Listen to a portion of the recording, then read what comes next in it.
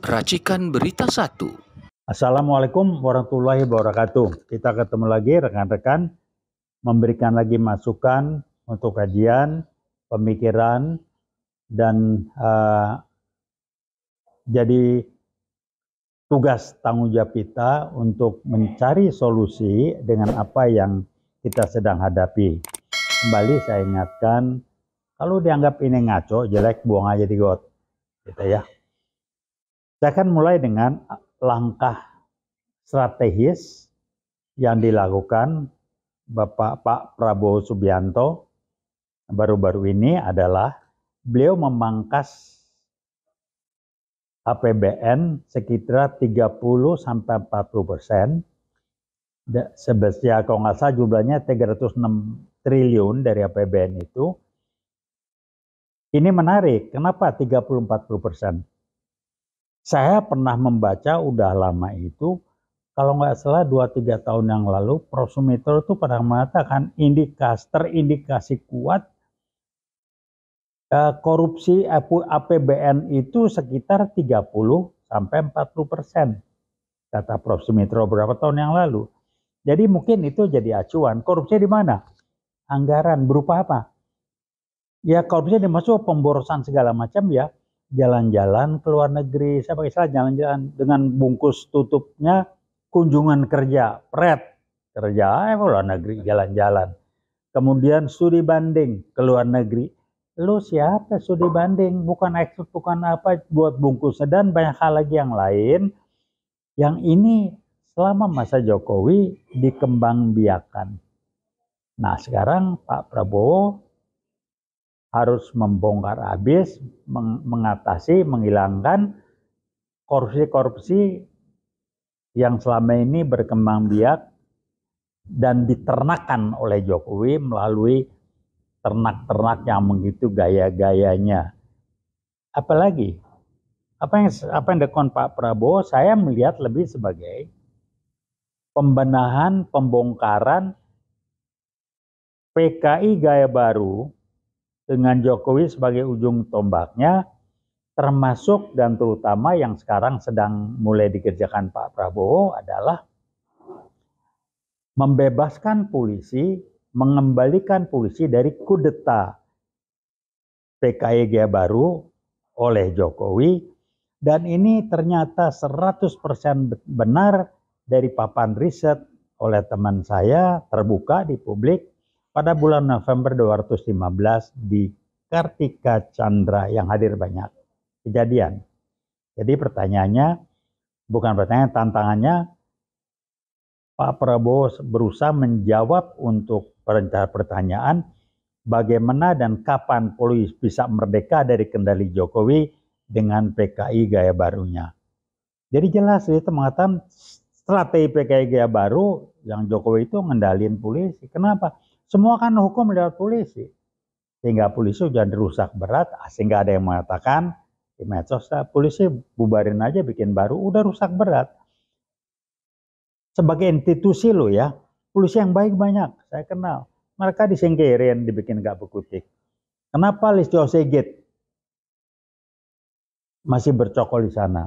Kenapa Tito Karnavian rame dihajar di medsos? Ya karena dia bagian dari yang namanya kudeta PKI gaya baru terhadap polisi. Nah sekarang yang jadi pertanyaan yang harus kita pikirkan adalah bagaimana si Budi Ari bisa merapat ke Pak Prabowo, padahal dia dari medsos jelas indikasinya kuat dia adalah orang yang terlibat dengan judi online. Dia sowan ke Jokowi di Solo sebelumnya. Sowan bukan sekedar itu, ngomongin setoran. Kalau Jokowi bilang, mana buktikan saya terima. Ya bukan lu yang terima, ada orangnya yang terima lah.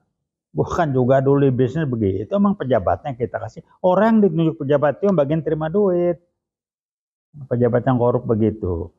Nah dana judul ratusan triliun itu kan digerebek. Kelihatan bececeran duit sampai terbuka di lantai. Itu kan si Budi Ari mainnya. Dan gak ngerti saya apa pertimbangannya, saya belum ketemu nalarnya, kok dia masih dipakai nggak segera dikerangkeng. Ramai deh medsos lagi, Jokowi keluarkan 3,9 triliun atau apalah angkanya nggak jelas untuk menjinakkan KPK. Nggak heran saya. Karena kalau KPK sudah bisa dikendalikan, udah dia bikin apa-apa suka-suka dia. Yang rame lagi Aguan. Wah, Aguan kok tiba-tiba jadi berani ngomong kiri, berani ngomong kanan, bongkar kiri. Kenapa? Kan di medsos jelas dia kongkoan sama Jokowi, hahe berdua ngobrol. Mana mungkin seorang Aguan bisa ketemu Jokowi ngobrol intim sebagai presiden. Saya orang bisnis, saya tahu bagaimana cara itu, nggak dalam kerjaan sehari. Sampai Aguan bisa nempel itu, wah udah jelas itu. Lewat jalur-jalurnya yang disiapkan Jokowi dan dipenuhi persyaratannya. Istilahnya apa? Waduh, itu setorannya udah dipenuhi sehingga dia jadi akrab. Dengan kata barangkali dan bukannya tidak mungkin Jokowi pun diberi saham oleh Aguan. Makanya berani Aguan. Jadi kalau dia mau ditangkap bilang gue buka Jokowi. Nah tinggal Republik menghitung kalau sampai dibuka bagaimana rupiah segala macam. Silakanlah. Jadi kira-kira seperti itu. Yang paling jelas terlihat di kasus PIK 2. Saya yakin Jokowi punya saham di sana dari Aguan. Kalau nggak ngapain Aguan ngomong soal PIK 2 sama Jokowi akrab. Kami dari World waktu datang ke tempat Aguan bermain dengan PIK 2-nya itu di Banten. Gusur-gusur kita lihat truk masuk itu banyak nguruk bongkar. Kok berani benar dan pejabat tidak yang berkutik. Teman sananya kok pejabat. Lah semua pejabat udah dijinakkan. Kalau nggak dikasih duit diancam. Dari semua pejabat. Entah dari lurah dan sebagainya. Nggak tahu sampai tingkat gubernur atau enggak, mungkin nggak perlu sampai tingkat gubernur. Tapi sampai tingkat bupati mestinya iya. Polisi paling nggak sampai tingkat dia selevel yang bupati sana, mungkin Polres atau apa nggak tahu. Nggak tahu kalau apa tingkat gubernur, mudah-mudahan enggak lah. Tapi ya udah wajar lah. Wajar kenapa? Ya Aguan orang bisnis, ya mas segala macam apa dilakukan yang penting gue untung. Dia bisa bayar Jokowi, dia bisa kendalikan Jokowi, hebat. Jokowi merasa dia ngendalikan Aguan, enggak. Aguan ngandelin lo, dengan lo dibayar, lo ngikutin, dukung dan bantu dia untuk melakukan proyek dia. Jadi kalau saya bilang Jokowi positifnya di mana mungkin ada, tapi udah tenggelam gak kelihatan. Nah ini nurun ke anaknya. Gibran sekolahnya gak takjol, orang Medan bilang, tak jelas. Gibran sekolahnya apa? SMP aja kali ya lulusannya. Jasanya nanti jasa palsu lagi. Dan Gibran itu kan salah satu wujud dari KKN Jokowi di samping Bobi Nasution yang di Sumatera Utara itu. Jadi wah Jokowi itu KKN-nya kencang segala macam, korupsinya kencang, PKI-nya kencang, dan PKI kan memang bicara keluarga KKN. Lihat di negara komunis yang lain. Kalau enggak bapaknya komandan, dia mundur, anaknya yang mengenai sama Jokowi bikin begitu juga. Tapi Jokowi sekaligus untuk cari duit. Sekarang rame lagi di medsos. Ibu Iriana bermain di nikel. Ada kapal-kapal pengangkut nikel namanya Iriana. Ini, waduh, saya tadi ya sempat nikel ke Iriana, diem aja gitu ya. Irma, ya Iriana lah. Ternyata ya nggak sediem itu lah. Nah yang menarik untuk masukan aja untuk ternak-ternak Jokowi. Anda nggak suka ketemu saya kita diskusi. Anda atau ternak-ternak Jokowi yaitu orang-orang yang mendukung Jokowi all out cuma dua. Pertama karena dia terima duit. Kedua karena mereka merupakan kumpulan orang-orang yang menjadikan kejujuran bukan sebagai sesuatu yang penting. Kenapa? Jokowi itu nggak jujur. Anda mendukung orang yang tidak jujur, tukang bohong, nipu macam-macam, karena buat Anda jujur itu nggak penting. Kita punya kok daftar Jokowi bohong. Bah, ada lah udah omongannya sebagai presiden itu luar biasa dan dia tidak pernah merasa salah. Yang paling jelas tuh kan ngomong mobil SMK, wah di TV, wah dengan gaya. Kalau mesin sekarang 3 tahun lagi. Bullshitnya besar, nggak ada ucapan minta maaf atau apa, itu nggak ada. Jadi buat orang Jokowi itu, bohong itu sudah karakter, sudah bagian jadi mindset dia, sudah menjadi bagian dari ciri-cirinya dia. Jadi buat dia kalau berbohong itu biasa-biasa saja. Nah ternaknya pun sama aja lah. Jadi mau ngomong apa lagi? Kembali saya akan buat Jokowi dan ternak-ternaknya kejujuran itu nggak penting. Kira-kira demikian. Nah saya kirim pesan aja kepada Ibu Irma Suryani Caniago dan Ngabalin, daripada Anda kencang-kencang ngomong, mari kita ketemu. Iwat menunggu Anda, kita bahas. Kita bahas Anda ngomong itu. Sama Pak Ngabalin, Anda jangan ngurusin, jangan pakai sorban Anda lah untuk ngomong aja. Iwat tunggu, kita ngomong di publik boleh, diskusi tertutup boleh. Saya akan cuci Anda nanti, biar Anda tahu Anda tuh orang seperti apa sebetulnya. Kita punya konsep kok. Nggak salah ngarang saya ngomong. Mau berdebat boleh, mau terbuka di publik lebih bagus. Jadi saya tunggu Irma Suryani Caniago. Ya, saya nggak lihat Nasdem Anda. Saya dulu hampir masuk Nasdem.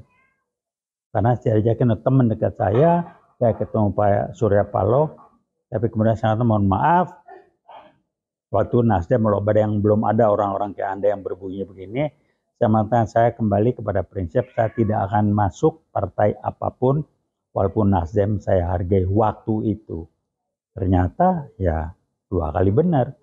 Karena Nasdem pun ada orang-orang seperti Anda yang ngomongnya. Nah isunya ramai. Saya sih belum percaya bahwa Irma Suryani Caniago adalah juga PKI. Saya belum komentar, saya nggak tahu. Karena silakan ketemu saya. Ya, jangan ngomong di medsos. Jangan cuma ribut sana. Ketemu Uiwot. Uiwot jaket kuning nunggu Anda. Terakhir barangkali untuk saudara Bro Cari Chandra, korban PIK 2, tanahnya dirampas dengan dukungan Jokowi. Uiwot mendukung Anda. Kabari kapan kami diperlukan, kami akan hadir. Kita ngomong pendek aja, tapi itu yang kami ingin sampaikan. Dari Iwot, jaket kuning masih tetap kampus perjuangan, bukan kampus merdekanya Nadim. Nadim tuh ngarang-ngarang, otaknya didengkul, nggak pernah kuliah di UI, bilang kampus merdeka. Apa merdeka? Saya mau ketemu Nadim, gue tahu sekarang kami di medsos. Anda Nadim sama LBP katanya terlibat korup. Silakanlah. Tapi Anda jangan tenang-tenang aja. Kalau dianggap nggak apa-apa, tunggu waktunya. Itu dicatat. Begitu situasi sudah berubah kencang dan mungkin Anda di kerangkeng. Kita akan lihat. Kita sedang berdoa dan berusaha, nggak cuma doa. Jadi itu yang kami sampaikan hari ini dari Uiwot. Tidak panjang-panjang, lumayan, tolong dicerna. Kembali kami ingatkan, Ibu Irma Suryani Caniago dan Ngabalin, kita ketemu sama Iwot. Mau berdebat boleh, terbuka di publik silakan, tertutup juga boleh. Kami tunjukkan Anda ngaco. Itu aja yang kami sampaikan. Terima kasih. Wassalamualaikum warahmatullahi wabarakatuh. Veritas, probitas, justisia. Jaket kuning berbicara.